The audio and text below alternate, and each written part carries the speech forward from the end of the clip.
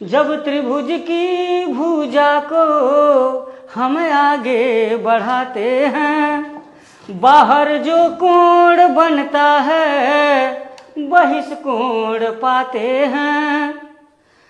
इसके मान के लिए पड़ोसी छोड़ देते हैं। ये इसका पड़ोसी कोण है और इसके दूर वाले हैं। इसके मान के लिए पड़ोसी छोड़ देते हैं। जो कोण दूर होते हैं उन्हें हम जोड़ देते हैं।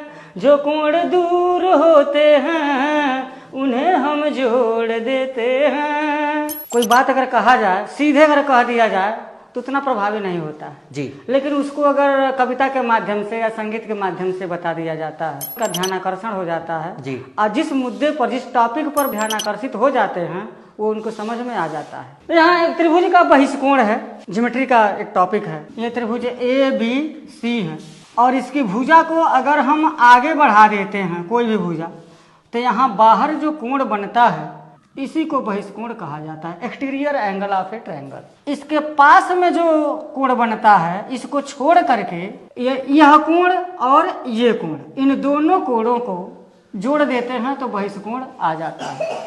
अगर सिद्ध करना चाहें तो मैं सिद्ध, अगर मान लीजिए यहाँ पर मैं नाम रख दूं angle 1, angle 2, angle 3 and angle 4, तो कोण 1 धन कोण 2 बराबर हो जाएगा 180 अंश, समीकरण नंबर 1। और ये भी हम जानते हैं कि किसी त्रिभुज के तीनों अंतः कोणों का योगफल 180 अंश होता है।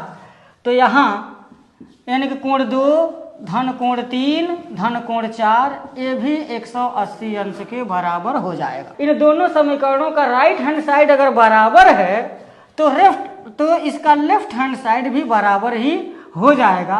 अर्थात कोण 1 धन कोण 2 बराबर कोण 2 धन कोण 3 धन कोण 4, और कोण 2 से कोण 2 कैंसिल होगा तो कोण 1 बराबर कोण 3 धन कोण 4 हो जाएगा। ये जो बहिष्कोण आया है उसकी जो वैल्यू होगी वो त्रिभुज के इस कोण को छोड़ करके ये जो दूर वाले जो कोण हैं उन्हीं को हम जोड़ देंगे तो मान निकल जाएगा। थोड़ा सा इसमें गुनगुनाऊंगा।